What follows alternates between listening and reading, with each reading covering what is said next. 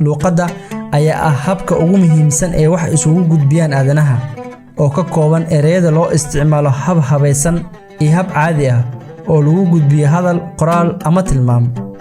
luqadda Soomaaliga ayaa ka mid ah 7151 luqadood oo maanta looga hadlo dunidan aynu ku noolnahay. 1920kii ayay ahayd markii la soo bilaabay hindisaha qorista rasmiga ah ee afka Soomaaliga, balse ma suuragelin ilaa ay 1972kii oo ahayd xilliga rasmiga ah ee la qoray afka Soomaaliga oo ka kooban 5 shaqal iyo 21 shibane. Waxaa imid Mareykanka. Okay.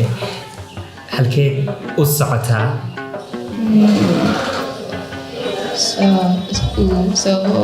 waxaan u socotaa. Duruus Daahir ayaa isu xilqaamay in luqadda Soomaaliga uu baro ajaanibta ku nool magaalada Hargeysa iyo meelo ka baxsan.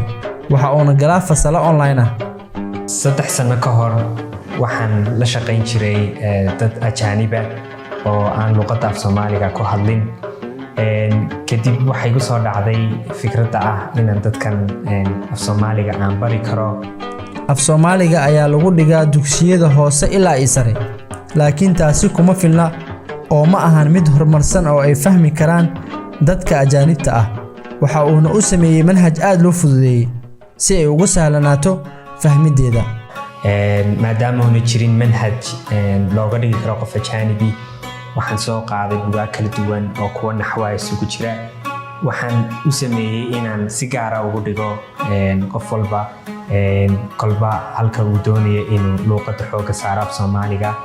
kadib saysaa u socotay ayaa waxa markii dambe ka helay in dad fara badan ay iga codsadaan inaan u dhigo, oo waxaan isku dayay inaan kasii ballaariyo oo habka online-ka iyo sidoo kale qaybtan kale ee dadku ay imanayaan ay ka baranayaanba aan ballaarino.